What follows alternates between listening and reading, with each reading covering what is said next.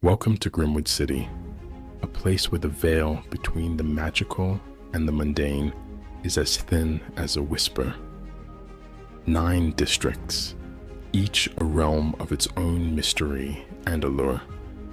From the bustling trade at Marble Rock Pier to the arcane secrets of Silkway, Grimwood City harbors both wonder and peril. Here, werewolves, vampires, and mystical beings walk hidden among the ironbound, the ordinary folk. The magical and the mortal coexist, bound by ancient secrets and unspoken truths. The ley lines, a web of arcane energy, converge here, weaving a spell that masks the extraordinary from human eyes. Brave adventurers delve into the ancient depths, seeking forbidden knowledge and battling untold horrors. In Grimwood City, every shadow hides a tale, every whisper holds a secret. Are you ready to uncover the truths and face the dangers of this enchanted metropolis? Join us on BackerKit to bring the mysteries of Grimwood City to life. Your adventure awaits.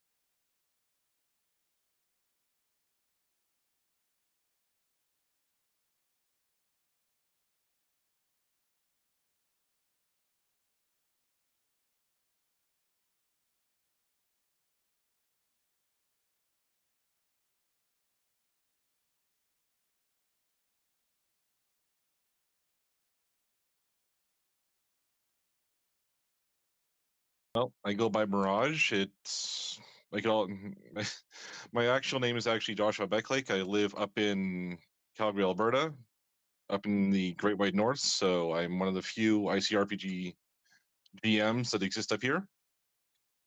And I'm currently constructing a whole new, I guess, setting module for ICRPG. I'm debuting my book's flagship adventure in the first 2 sessions of Runejammer, where the party is following the wishes of a archaeologist that made a massive discovery hinting at a beast beneath a mountain range that's about to awaken, and it's up to the party to stop this from happening.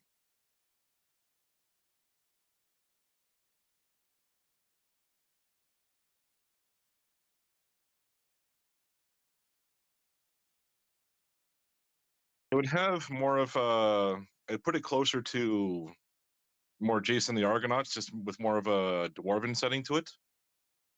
But you're searching through these ancient ruins from a civilization that's been lost to the continent for at least 5 to 10,000 years. It's surrounded by a massive storm in the far northeastern part of the continent. It'd be more of a high fantasy setting, because like you have relics that mix magic and technology, so they're going into another golden age, finding all this old technology. But with things awakening and helping with this, great evils from the past are coming back. And this adventure is just a tidbit to what lies in the continents around it.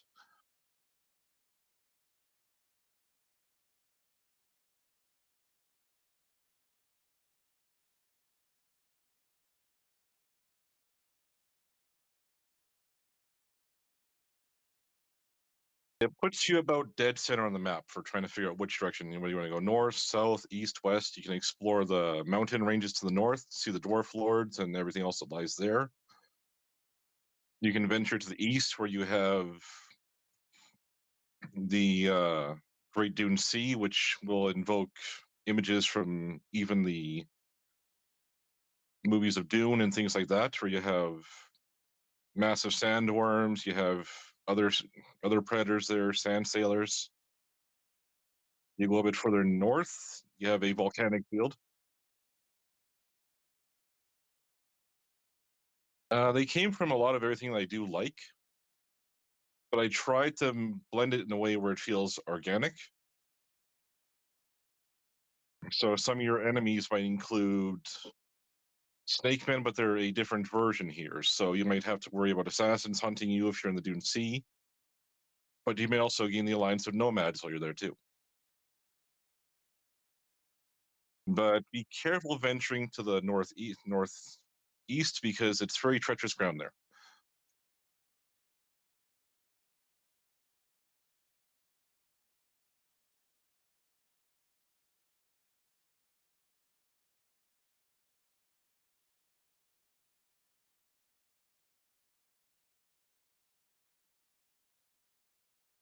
That it is. It's a more slimmed down character sheet. It has all the additional mechanics, be it stress, which you can use to go from a pool of dice, which is given to the party every session. You can expend it to either boost attack damage, generate more attacks, potentially gain more to reattempt a failure, but it puts your stress level higher.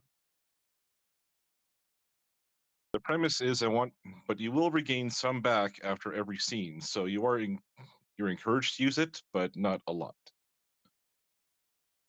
The brave will venture into that realm.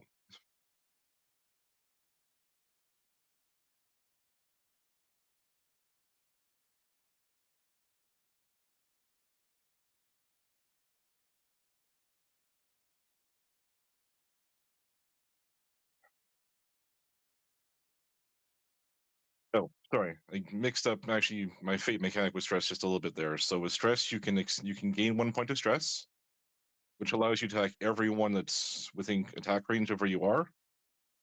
But the attempt is unmodified and it's against your stress total, which is 10 plus 1, which is what you currently have.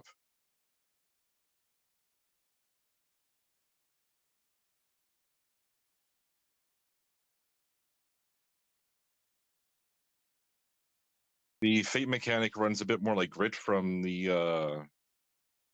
waste is not kind setting. You can expend them to get the extra attacks, defend yourself, things like that.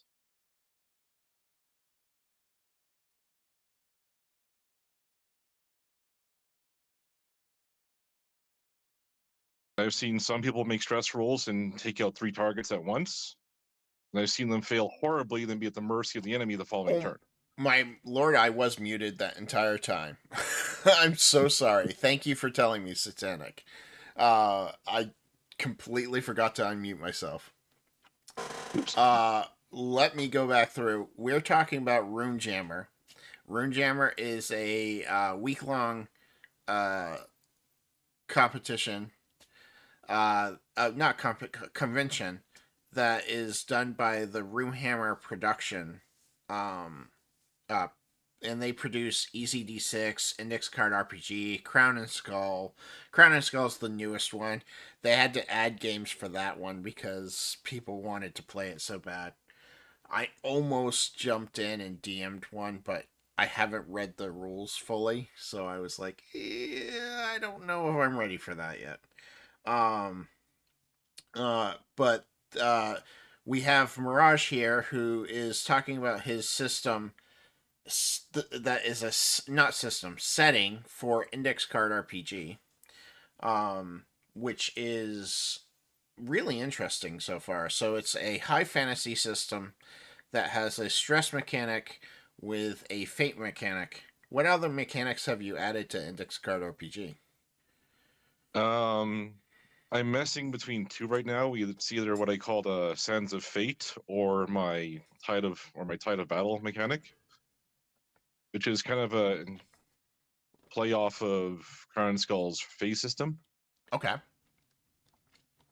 So what gives me the option, or give the GM the option, if they choose to use it, to stagger attacks on the monsters at different phases, so other players can choose how they want to play.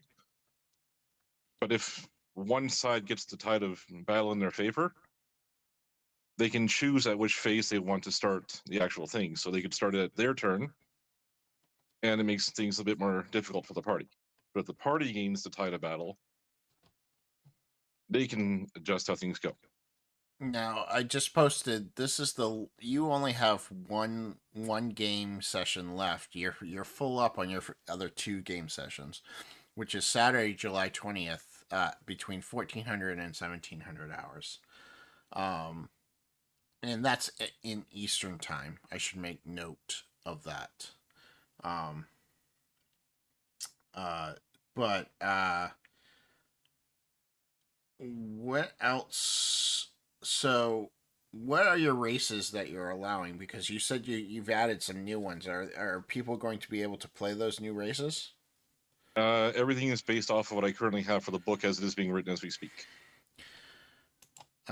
There's a physical link to the document, so everyone that comes in, once they start to meet their characters, they can access my player draft. I've given all the information required. It's not too different from regular ICRPG for the setup. Okay. But the character sheet is far more restricting for what you can hold. So much more important decisions are made when you grab loot. So you have less loot capabilities. You do. Okay, that's which important. Makes your choices that much more important. That's very important because Index Card RPG does leveling through their loot system. So Well, they do. That's very important for many things.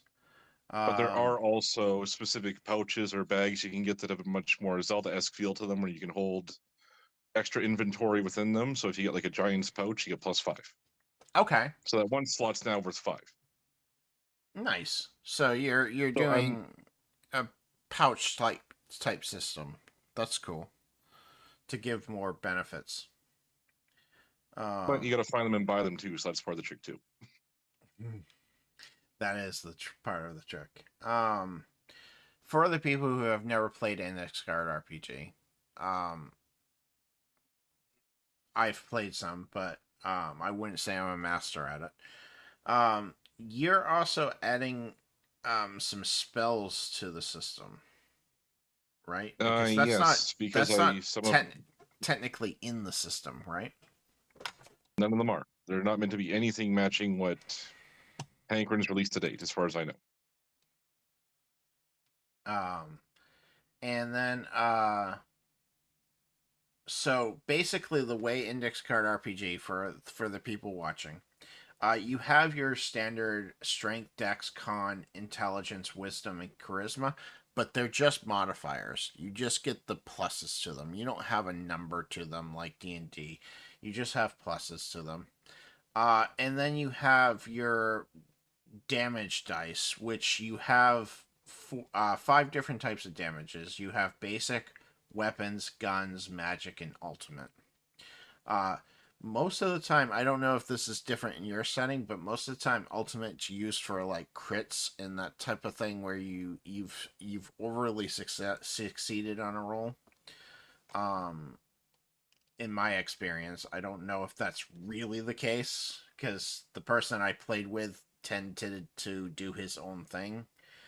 And then you have your hit points are done with a heart system, and each heart is kind of worth 10 hit points in a way. It's kind of very Zelda-esque in its health system. When I actually decided to think of areas, I actually really my biggest inspiration in some ways was Zelda. There's one humongous plain area that's a mix of, like, I guess what would be the proper way to describe it? I guess Hyrule Field meets, maybe the proper version for this, I guess where you'd find Minas Tirith in Lord of the Rings. Like, it's got a very open field, but there's also ancient ruins there. There's a massive central city. every region's meant to have a unique feel to it. So I noticed on your character sheet you have a fear uh play. Is that important to the setting? Like, I put it into play just because one, marking my setting with a sheet that isn't ICRPG kind of marking setting for the actual sheet seems a little redundant to me. mm-hmm. But I also like seeing how a GM can play off a person's fears for their character because it gives you chances to award hero coins. You can, if you're being really generous, you can afford fate dice, depending how well they roleplay something out. It's And really down to the GM to use the system how they want to. I don't remember mentioning of milestones in Index Card RPG. But like I said, my knowledge is very limited on Index Card RPG. Does Index Card RPG actually have milestones, or is that something you're adding? Oh no, I'm keeping the standard 6 milestones plus your usual ever stronger, so you can always get like your basic stat point. Okay. I've made a couple plays off that, so like your warden, your ranger can get a couple magical arrows that you and the GM can discuss about. Nice.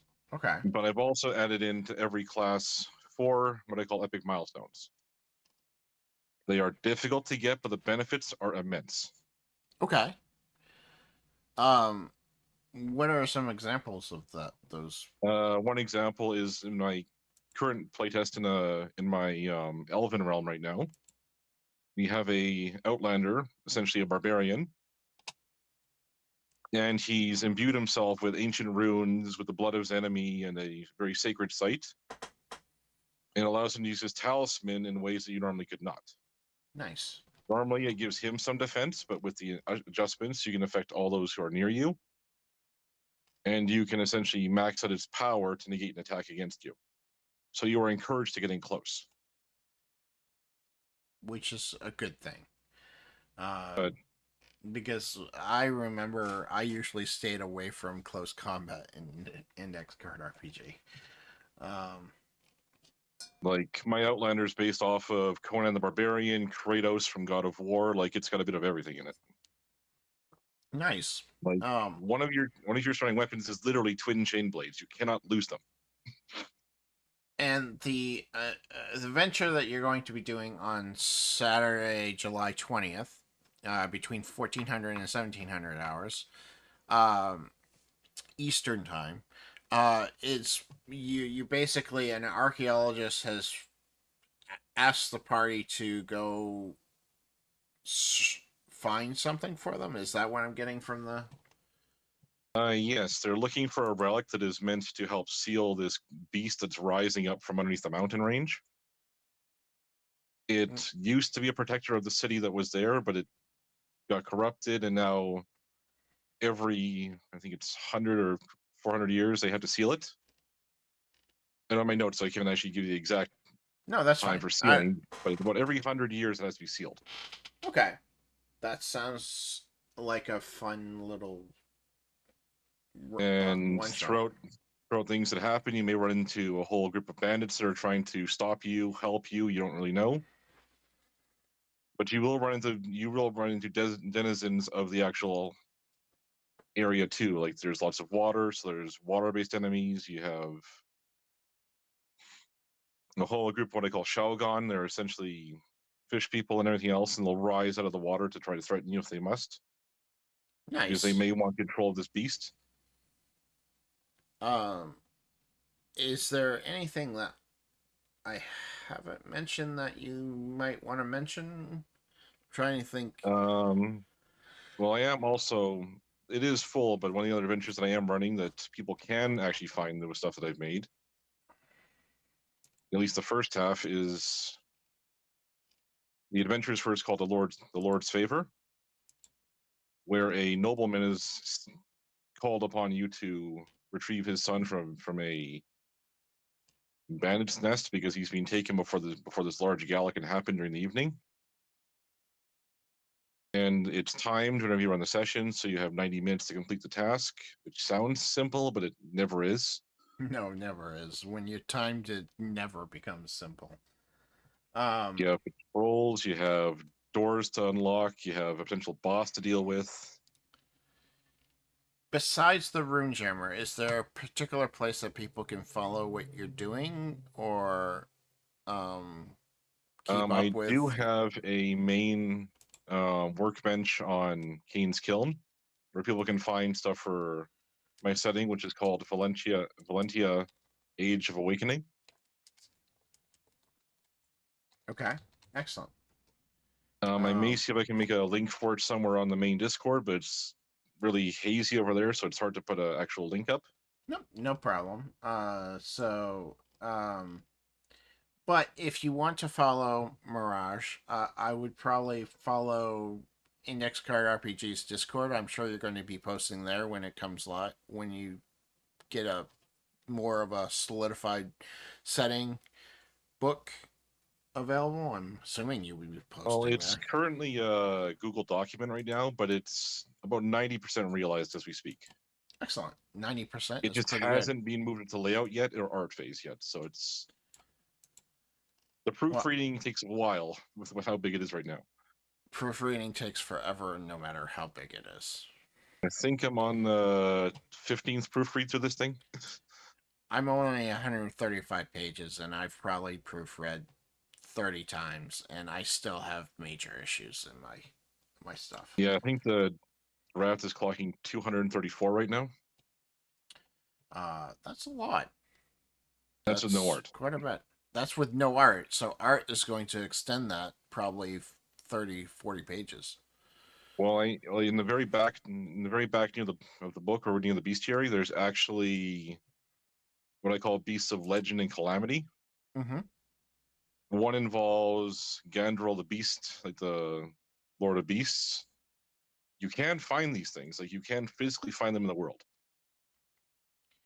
Are you including adventures in the book, or are you going to? Is it just the setting itself? There's the setting for itself. Mm-hmm. There's a 10-page starting adventure, which is the one I'm doing on Runejammer's first day. Okay. And it alone has multiple ways it can run. Nice. Because the second part of your adventure can range anywhere from a valley full of siren to the valley of a rock siren to the twisted tunnels of a goblin nest. Okay, so you have multiple paths, which is always hard to write. Very hard to write multiple path adventures. So I'm very excited to see where this comes. I might actually, if nobody joins in my game on Saturday, I might end up joining your game. Well, there's always room at my table. Currently, nobody's joined my game on Saturday. That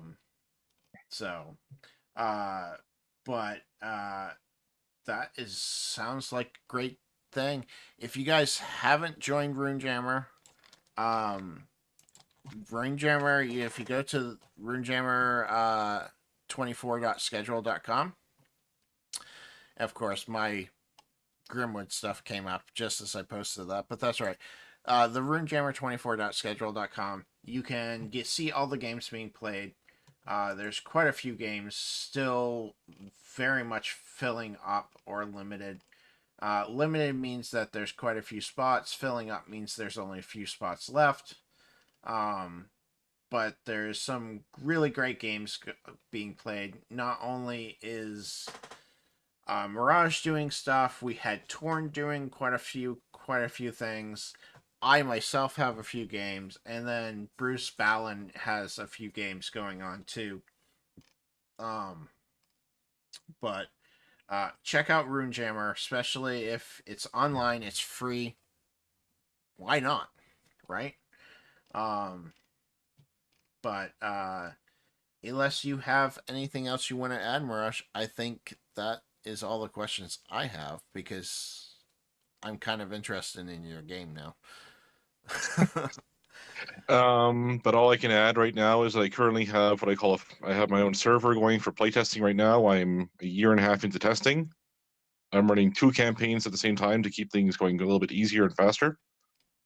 Nice. The first one is wrapping up as we speak. The second one involves a whole bunch of lichen that have caused problems after blood moons have started appearing in the sky. Prophecies of old are coming true. I find playtesting hard because of my playstyle as a GM. For me, I figured the easiest approach was throw people in a campaign where chaos is rampant, and I'll find broken things right there. I tend to change my campaign based on what player actions are, so it's hard for me to like I won't write. I'll write the next session after the session that we just had. Like I Well, I don't do.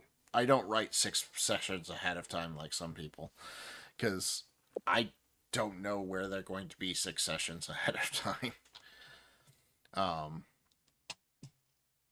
but excellent. So in that case, you guys go join Runejammer and go ahead and check out Mirage's stuff, because he has some his character sheet on the on his event page.